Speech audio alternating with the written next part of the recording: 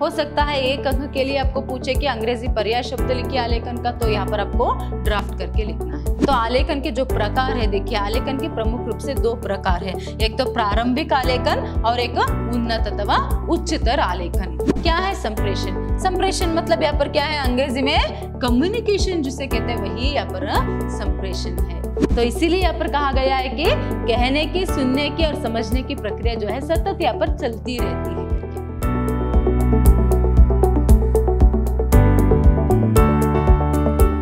नमस्कार, मैं हूं हर्षिता, हिंदी लेक्चरर, विद्याश्रम कॉलेज मैसूर। आज हम मैसूर यूनिवर्सिटी के 4th सेमेस्टर BBA के हिंदी पाठ्यक्रम से जो चौथा यूनिट है, मतलब जो पत्र व्यवहार है, उसका पुनरावर्तन करेंगे। आज का पुनरावर्तन का विषय है आलेखन और संप्रेषण।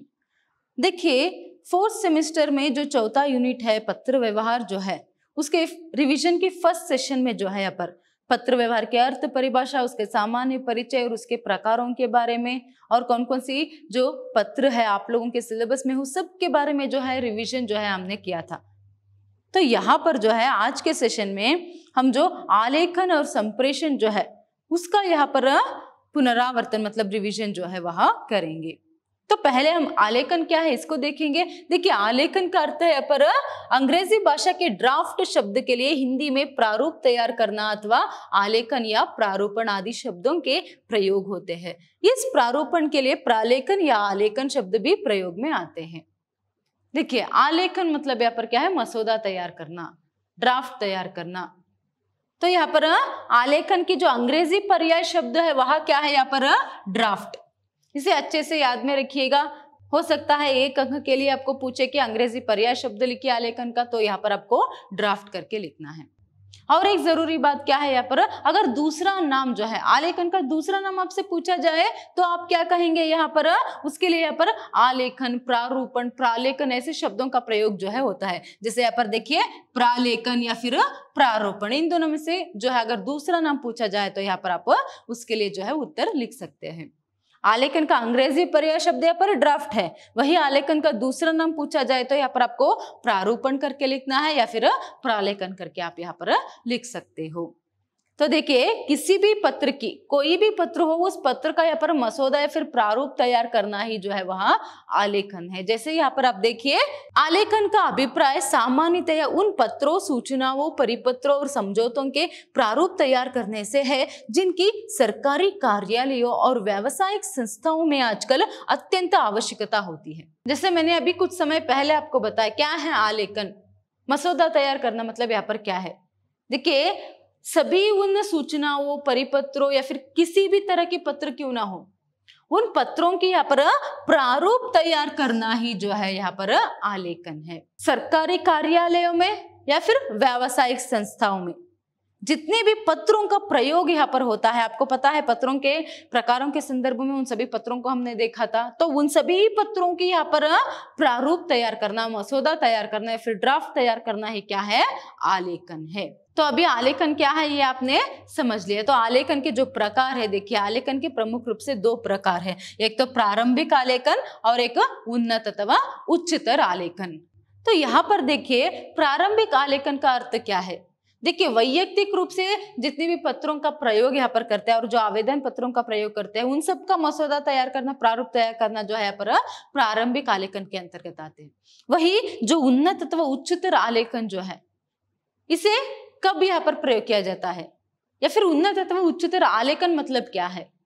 देखिए सरकारी या फिर शासकीय पत्रों का और वाणिज्य या फिर व्यावसायिक पत्रों का, उनमें बहुत सारे प्रकार है, उसके बारे में आप जान चुके हैं। तो उन सभी पत्रों का यहाँ पर प्रारूप या फिर मसौदा तैयार करना ही जो है उन्नत अथवा उच्चतर आलेखन यहाँ पर कहा जाता है। देखिए यहाँ पर प्रारंभिक आलेखन के अंतर्गत निम्नलिखित सरल पत्र जो है हम देख सकते हैं। जैसे यहाँ पर वैयक्तिक पत्र और उसके साथ साथ आवेदन पत्र, ये सभी जो है यहाँ पर एक उदाहरण है प्रारंभिक आलेखन के लिए। तो वही उच्चतर या फिर उन्नत आलेखन के उदाहरण के रूप में हम कौन से पत्रों को देख सकते हैं, एक तो आदेश पत्र, परिपत्र, अधिसूचनाएं आदि। मतलब मैंने अभी कुछ समय पहले आपको बताया कि जितनी भी सरकारी और शासकीय पत्र है उनका यहाँ पर मसौदा तैयार करना, और उसके साथ साथ जितनी भी यहाँ पर व्यावसायिक संदर्भ में या फिर वाणिज्यिक क्षेत्र में पत्रों का प्रयोग होता है उन सबको जो है यहाँ पर हम उदाहरण के रूप में ले सकते हैं, चाहे शिकायती पत्र हो, पूछताछ संबंधी पत्र हो, या फिर यहाँ पर आदेश पत्र, परिपत्र, अधिसूचना, सूचना, ये सभी जो है यहाँ पर इसी के अंतर्गत आते हैं। मतलब यहाँ पर देखिए पत्रों को प्रमुख रूप से 3 रूप में यहाँ पर वर्गीकरण किया गया है ना। तो उसमें जो पहला है यहाँ पर वैयक्तिक, या फिर हमें कह सकते हैं कि अनौपचारिक पत्र, वैयक्तिक या फिर सामाजिक पत्र। फिर जो अनौपचारिक पत्र है वह जो है यहाँ पर प्रारंभिक आलेखन के अंतर्गत आती है, उसकी प्रारूप तैयार करना जो है यहाँ पर प्रारंभिक आलेखन कहलाता है। वही यहाँ पर शासकीय या फिर सरकारी पत्र या फिर वाणिज्य या फिर व्यावसायिक पत्र जो है उनके यहाँ पर, या फिर औपचारिक पत्र, फॉर्मल लेटर जो है उनका प्रारूप मसौदा तैयार करना है, फिर ड्राफ्ट तैयार करना, सभी यहाँ पर उच्चतर अथवा उन्नत आलेखन जो है कहलाती है। अभी यहाँ पर आलेखन के प्रकार के संदर्भ में भी आपने जान लिया। देखिए अभी आगे जो है यहाँ पर एक अच्छे आलेखन के जो लक्षण या फिर गुण जो है उन्हें अगर देखेंगे, एक अच्छे आलेखन के गुण और लक्षण जो है उनको देखना है, तो यहाँ पर देखिए पहला लक्षण यहाँ पर शुद्धता, नेक्स्ट पूर्णता, स्पष्टता, सरलता, संक्षिप्तता, नम्रता और शिष्टता, उत्तम शैली, यह सभी। देखिए एक अच्छे पत्र के जितने लक्षण होने चाहिए ना वह सभी यहाँ पर एक अच्छे आलेखन में होने चाहिए। तो ऐसे में ये जो लक्षण है ये आप अच्छे से याद में रख सकते हो, ये जो लक्षण है यहाँ पर अच्छे से आप याद में रख सकते हो। देखिए शुद्धता रहना, किस तरह एक पत्र में शुद्धता रहना बहुत ही जरूरी है, वैसे ही यहाँ पर आलेखन में भी शुद्धता जो है वह रहना जरूरी है। पत्र में जो जिस भाषा की प्रयोग हम करते हैं उसमें जो है यहाँ पर शुद्धता रहना बहुत ही जरूरी है। देखिए जब किसी भी तरह की यहाँ पर पत्र में कमी नहीं होती है भाषा के संदर्भ में या फिर उसके शैली के संदर्भ में, तो वो सभी जो है उसमें तब जाकर उसमें उस पत्र में जो है शुद्धता आती है।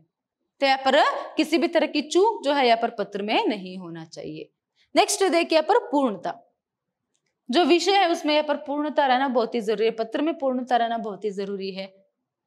नेक्स्ट देखिए स्पष्टता, तो यहाँ पर पत्र जो है यहाँ पर स्पष्ट रूप से लिखी जानी चाहिए और आलेखन भी जो है स्पष्ट रूप से यहाँ पर लिखना है, ताकि जो भी पढ़ने वाला होता है उसे यहाँ पर आसानी से जो है समझ में आ सके, स्पष्ट रूप से समझ में आ सके। तो स्पष्टता भी एक अच्छे आलेखन का गुण है।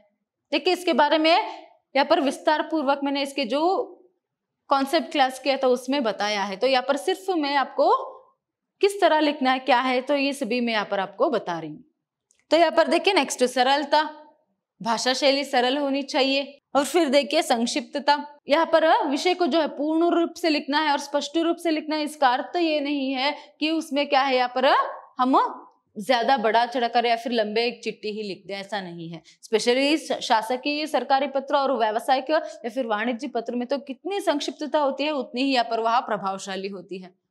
तो जो भी यहाँ पर लिखना कहना है या फिर लिखना है उसे यहाँ पर संक्षिप्त रूप में ही पूर्ण और स्पष्ट रूप से सरल भाषा का प्रयोग करते हुए लिखना है। नेक्स्ट देखिए यहाँ पर नम्रता और शिष्टता, सरल भाषा का तो हम प्रयोग करते ही है मगर उसमें जो है यहाँ पर नम्रता जो है होना बहुत ही जरूरी है। शिष्टता पूर्ण शब्दों का प्रयोग करते हुए पत्रों को लिखना बहुत ही जरूरी है। नेक्स्ट उत्तम शैली, उस पत्र का जो है एक उत्तम शैली जो है, देखिए हर एक पत्र की अपनी अपनी एक शैली जो है पैटर्न जो है रहती है, तो उसी में यहाँ पर उत्तम शैली में जो है पर लिखना बहुत ही जरूरी है, तभी जाकर वह एक आलेखन जो है एक प्रभावशाली आलेखन जो है कहलाएगा। नेक्स्ट देखिए यहाँ पर आलेखन लिखने के विधि, तो यहाँ पर आलेखन किस तरह लिखा जाता है। देखिए पहले तो उसमें विषय का होना बहुत ही जरूरी है, विषय का उल्लेख करना बहुत ही जरूरी है, विषय जो है वह स्पष्ट होना बहुत ही जरूरी है। नेक्स्ट यहाँ पर निर्देशन जो है यहाँ पर देना बहुत ही जरूरी है। उसके बाद विभाजन, यहाँ पर पत्र में जो कहने विषय जो है वह बहुत लंबी है तो उसका विभाजन जो है यहाँ पर करना है, पैराग्राफ में जो है अनुच्छेदों में उसका विभाजन, विषय का विभाजन जो है करना है अनुच्छेदों में। फिर उसके बाद विभाजन करने के बाद जो क्रम संख्या है उसका उल्लेख करना है। अभी विषय लंबी है तो यहाँ पर कुछ पत्रों का जो विषय है लंबी रहती है, तो उस समय हम पूरे लंबे से ही ऐसे ही नहीं लिखते जाना है, हमें वहां पर अनुच्छेद पैराग्राफ जो है बनानी है। तो विभाजन करेंगे, विभाजन के बाद उन अनुच्छेदों को यहाँ पर क्रम संख्या देना बहुत ही जरूरी है। उसके बाद देखिए भाषा, जो भाषा है वहां आलेखन में जो है वह बहुत ही स्पष्ट, सरल और शुद्ध होना चाहिए। नेक्स्ट देखिए उद्धरण, यहाँ पर उद्धरण में भी जो है यहाँ पर ध्यान देना बहुत ही जरूरी। नेक्स्ट प्रतिलिपियां, देखिए यहाँ पर कोई भी प्रतिलिपियां जो है यहाँ पर हम कितने लोगों को भेज रहे हो उसके बारे में यहाँ पर लिखना है। उसके साथ साथ कोई और प्रतिलिपि उस पत्र की प्रतिलिपि के साथ साथ कोई और प्रतिलिपि को जो है, कोई और यहाँ पर प्रमाण पत्र या फिर कोई भी है यहाँ पर, उसे अगर हम उसी पत्र के साथ भेज रहे तो उसे यहाँ पर संलग्न में जो है यहाँ पर लिखना है, उसे भी यहाँ पर भेजना है तो संलग्न में उसे लिखकर उसके साथ बाद में उसको भी भेजना होता है। तो ये सभी जो है आलेखन लिखने की विधि है। नेक्स्ट देखिए यहाँ पर संप्रेषण।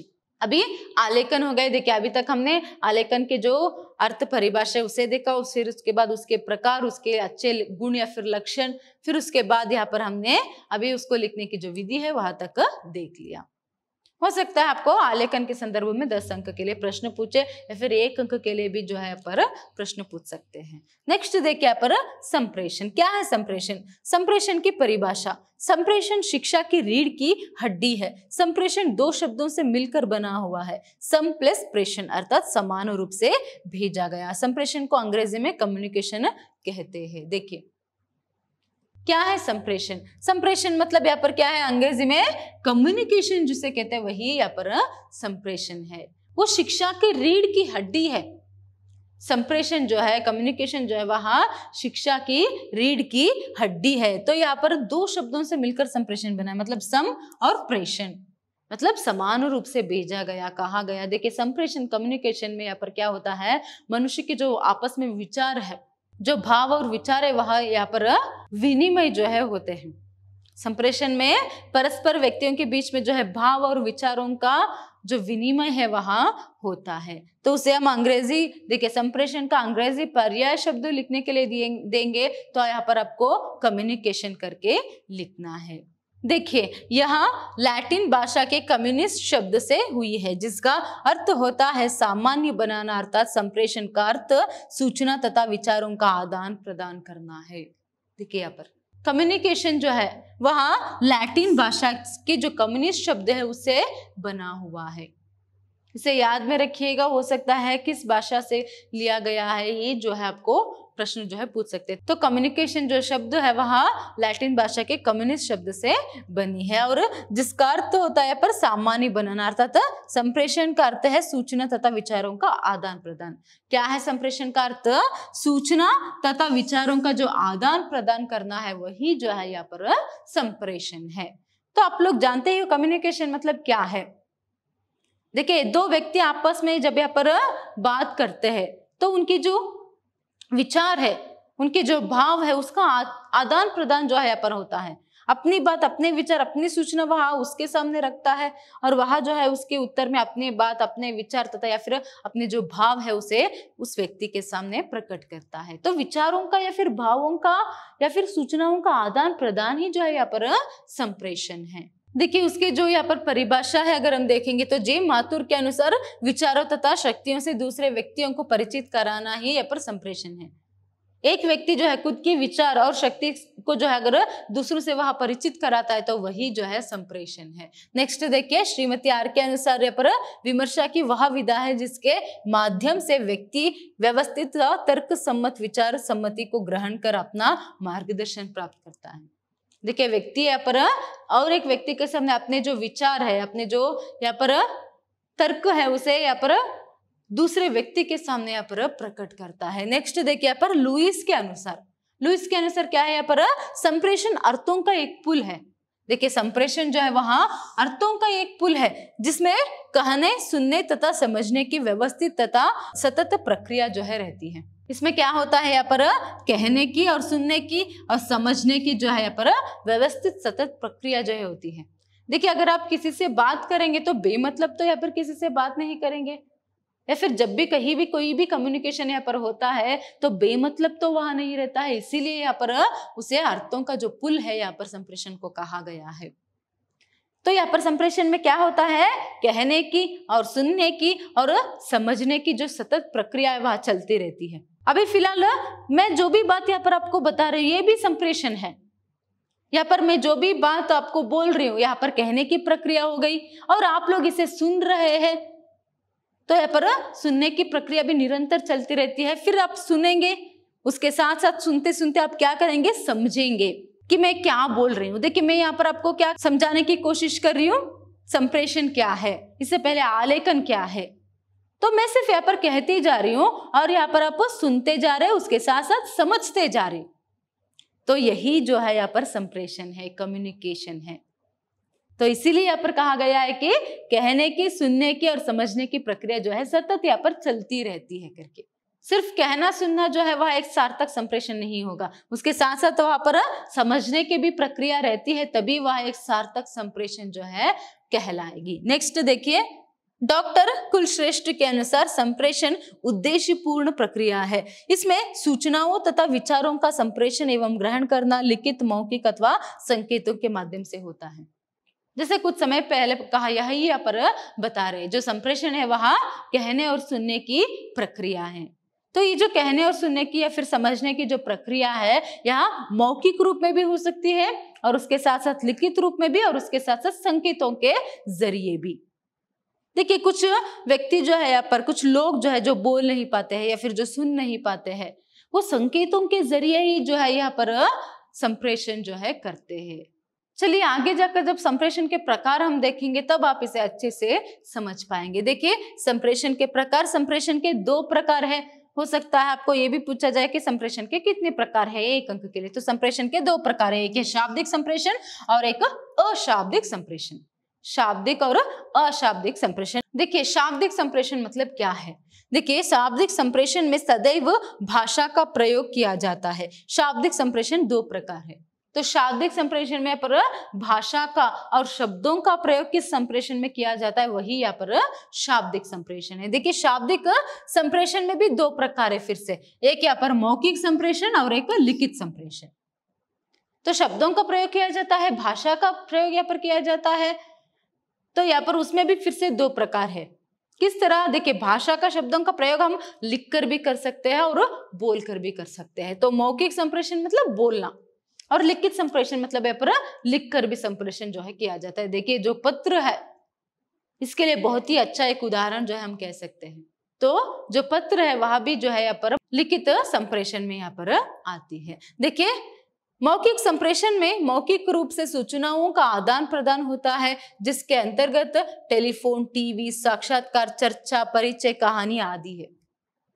देखिए, यहाँ पर मौखिक संप्रेषण के अंतर्गत जो है यहाँ पर मौखिक रूप से बोलकर जो है संप्रेषण किया जाता है। उदाहरण जो है यहाँ पर देखिए, टेलीफोन, टीवी, साक्षात्कार, चर्चा आदि। टीवी या फिर टेलीफोन, देखिए फोन में हम बात करते हैं या फिर आमने सामने भी बात करते हैं। देखिए, साक्षात्कार मतलब इंटरव्यू, इंटरव्यू में जो यहाँ पर बातचीत या फिर संप्रेषण होती है वह सभी जो है यहाँ पर मौखिक संप्रेषण है। और चर्चा या फिर परिचय, कोई भी यहाँ पर अपना परिचय जो है यहाँ पर देता है, तो वो सभी जो है पर मौखिक संप्रेषण है।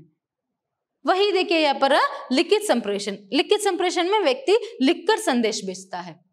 लिखित संप्रेषण में जो है व्यक्ति लिखकर संदेश भेजता है, तो संदेश भेजने वाला तथा प्राप्त करने वाले दोनों के पास लिखित रूप में होता है। इसके अंतर्गत पत्र, बुलेटिन, गृह पत्रिकाएं, प्रतिवेदन आदि जो है आते हैं। देखिए, यहाँ पर जो भी यहाँ पर बोलकर कुछ कहने की या फिर समझाने की यहाँ पर कोशिश करते हैं, तो वो जो है यहाँ पर मौखिक संप्रेषण है, जिसमें शब्द और भाषा दोनों का प्रयोग होता है।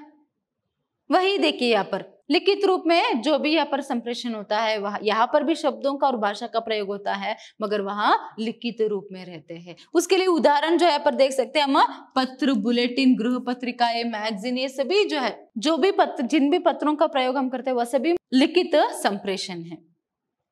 वह सभी जो है यहाँ पर लिखित संप्रेषण है। और मैगजीन जो भी आते हैं पर या फिर न्यूज़पेपर, वो सभी जो है, देखिए यहाँ पर एक पत्रकार जो है वह जो एक संदेश, जो विचार जो है लोगों तक पहुंचाना चाहता है, तो वो अपनी पत्रिका में, मतलब जो न्यूज़पेपर रहती है, समाचार पत्र रहता है, उसमें वह लिखता है।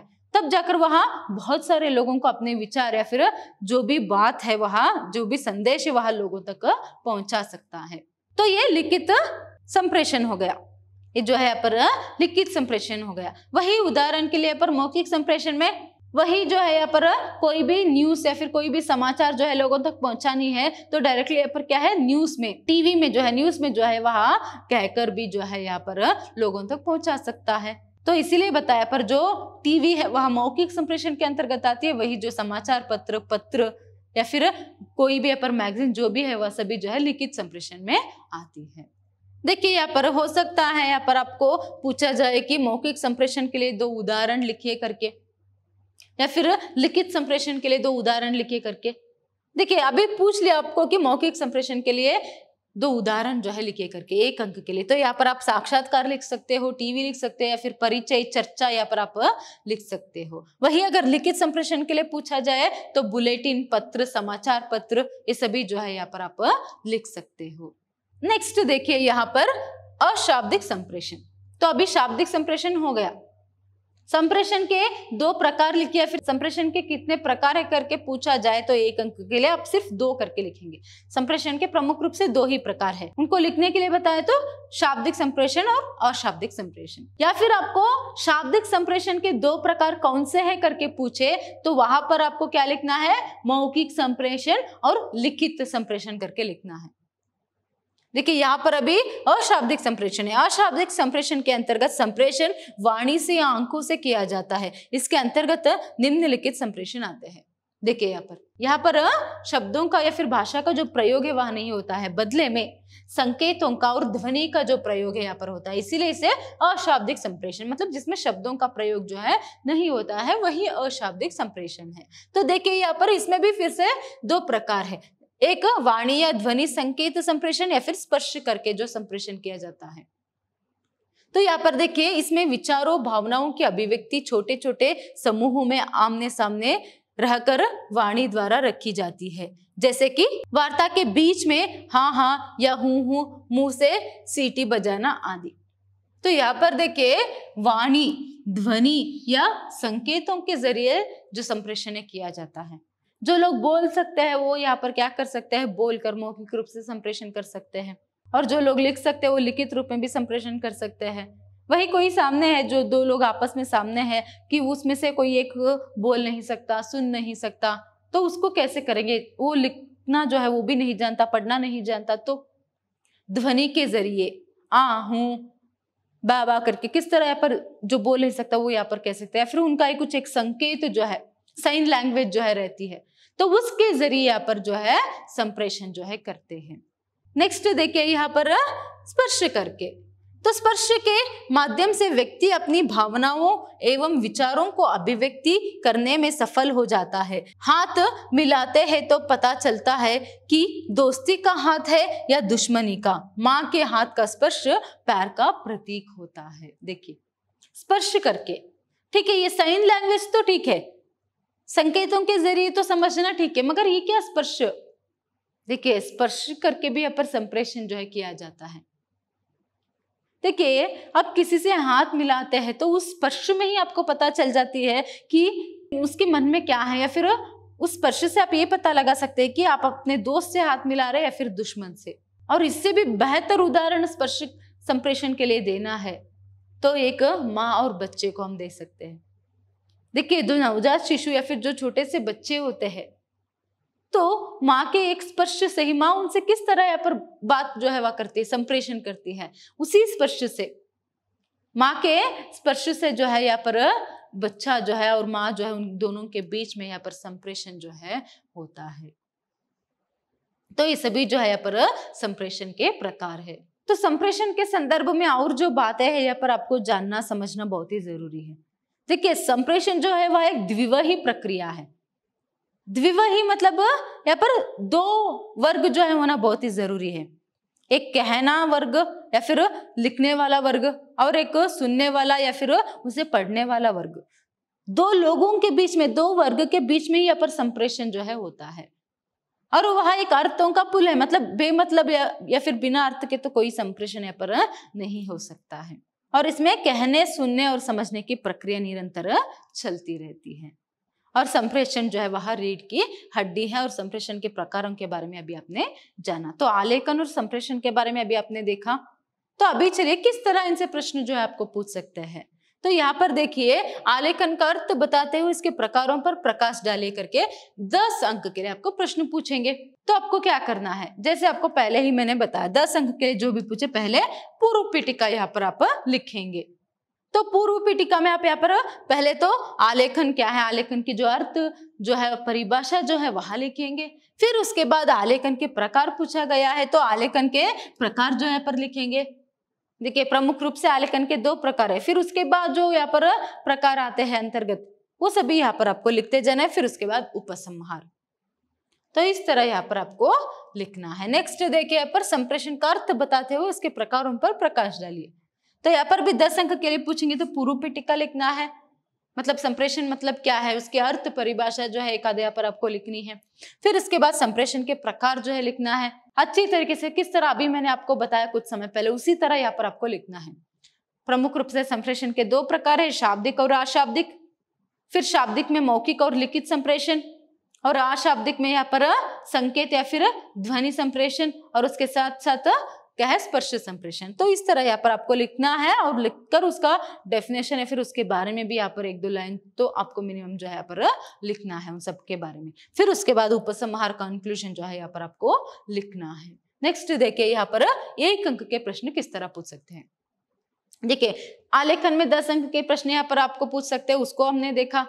और संप्रेषण में हो सकता है आपको आलेखन के जो गुण है वो भी पूछ सकते हैं 10 अंक के लिए, तब भी आपको पूर्व पीठिका आलेखन के गुण जो बताया था वो सभी लिखना है। फिर उसे एक्सप्लेन करते हुए जाना है। फिर उपसंहार यहाँ पर आपको लिखना है।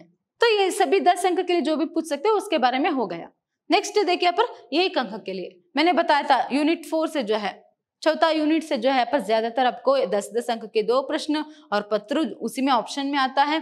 फिर उसके बाद 15 अंक के लिए 10 अंक के लिए 1-1 अंक के प्रश्न, उसके बाद पर्यायवाची शब्द यहाँ पर पूछेंगे करके। तो देखिए यहाँ पर मौखिक संप्रेषण के 2 उदाहरण दीजिए। तो यहाँ पर एक साक्षात्कार और परिचय। मौखिक संप्रेषण के 2 उदाहरण क्या है, साक्षात्कार मतलब इंटरव्यू, और एक परिचय यहाँ पर जो है संप्रेषण कम्युनिकेशन जो है होता है। नेक्स्ट देखिए संप्रेषण को अंग्रेजी में क्या कहते हैं, कम्युनिकेशन। 1 अंक के लिए पर आपको ये भी प्रश्न पूछ सकते हैं कि संप्रेषण को अंग्रेजी में क्या कहते हैं, तब आपको कम्युनिकेशन करके लिखना है। या फिर पूर्ण रूप से संप्रेषण को अंग्रेजी में कम्युनिकेशन कहते हैं करके भी लिख सकते हैं। वही देखिए अगर पर्यायवाची शब्द में आपको कम्युनिकेशन करके दे दिया तो आपको क्या लिखना है, वह पर संप्रेषण करके लिखना है। नेक्स्ट देखिए आलेखन के प्रमुख 2 गुण लिखिए, शुद्धता पूर्णता। देखिए आप एक बात अच्छे से ये बात याद में रखिए, अच्छे पत्रों के फिर अच्छे व्यावसायिक पत्रों के जो गुण है ना वही है पर आलेखन के भी गुण है। तो इसीलिए आप शुद्धता और पूर्णता, सरलता, संक्षिप्तता, ये तो यहाँ पर इनमें से कोई भी 2 यहाँ पर आप लिख सकते हो। नेक्स्ट देखिए आलेखन को अंग्रेजी में क्या कहते हैं, ड्राफ्ट। या फिर ड्राफ्ट करके पर्यायवाची में दे देंगे तो आपको आलेखन करके देना लिखना है।